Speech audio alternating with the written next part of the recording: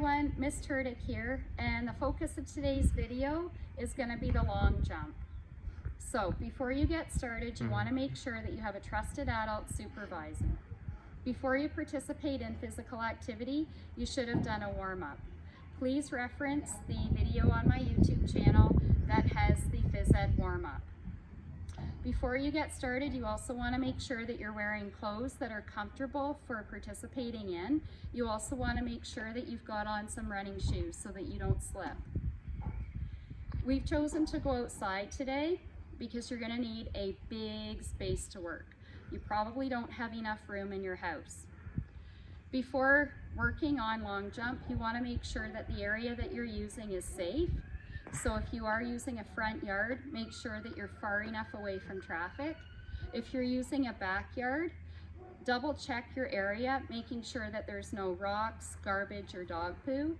Also try to choose the flattest ground possible in your backyard. I know this time of year the ground seems a little bumpy. You also want to make sure that you've got with you things that you can mark your takeoff area with. So we're going to be using some tea towels. If you happen to have cones like these, you could use cones. If you want to take frisbees and turn them upside down, that's okay too. Just choose something that's not going to blow away should it get a little windy. If your family has a tape measure, you can use a tape measure to help measure the distance of your jumps. You also will need objects to mark your landing spot. So you can see I've got a few random objects, a container of bubbles, a tennis ball, and a piece of wood. Anything you can find that's not going to blow away should work just fine. Before we get started with the long jump, it's important to know proper sprinting technique. You're going to need to know how to sprint in order to get up enough speed to make your jump. So when you're sprinting, you want to make sure that your eyes are focused on the point ahead. So in this case, with it being long jump, we're going to be focusing on our takeoff area, and we'll make our takeoff area soon. You want to make sure that your arms are tucked tight to your body.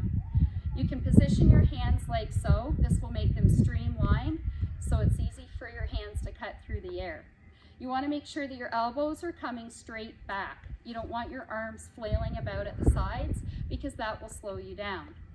Similarly, you want your knees pointed forward as well as you're running, okay? So you can do something like a standing march just to help you get that whole idea of eyes forward, hands positioned like so, elbows back, knees forward, okay? That will help you get as much speed as you possibly can.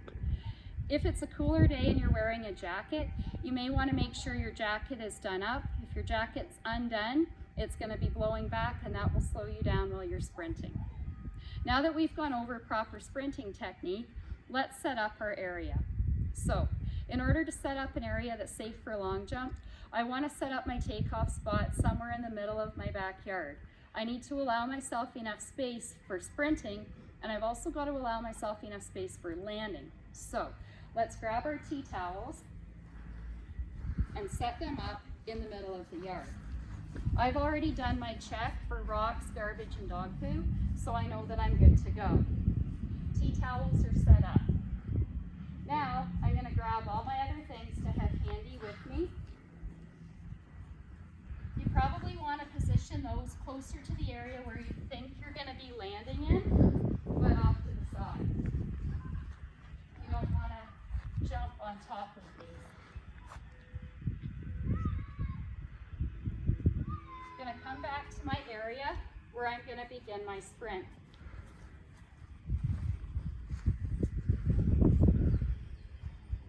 As you can see, I've given myself lots of distance between my sprinting area and my takeoff area. I'm going to need all that space so that I can get up my momentum. Again, as you're doing your jump, make sure that your eyes are focused forward. Don't allow things like trusted adults, siblings, or pets to become a distraction for you. To help me out with the long jump today, I have a helper. So we're just going to quickly switch the phone and allow him to get into his position.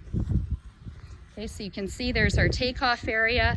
The objects that we are going to be using for measuring are off to the side so that we're not going to trip and fall on them.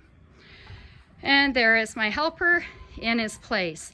So you can see that he's getting his feet positioned on the ground. When he does his jump, he's going to be using his left foot as his takeoff foot. He's a left-handed person, and that's the foot that feels most comfortable for him. If you are somebody who is right-footed, meaning that you print with your right hand, that will be the foot that you use. Again, it doesn't matter. Use the foot that's comfortable for you.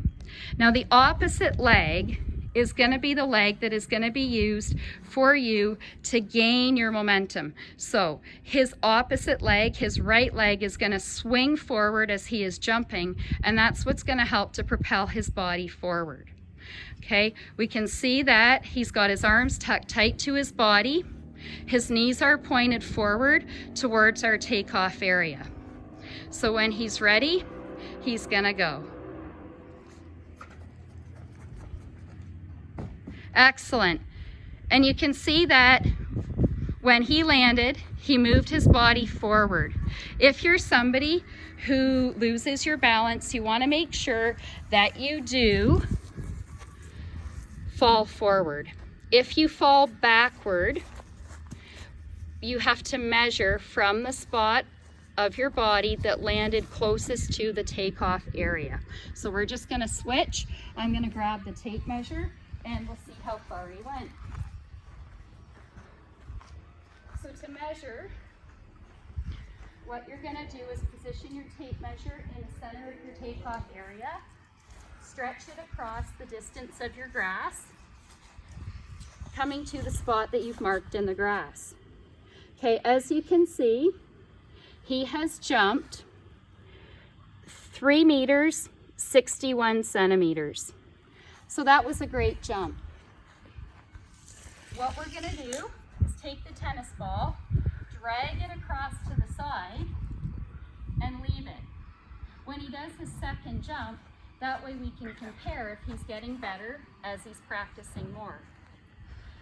Do 5 to 8 jumps, see how you do, and then once you're done, make sure you stretch out any muscles that feel a little stiff after doing the activity. Thanks for watching the video and have fun with the long jump.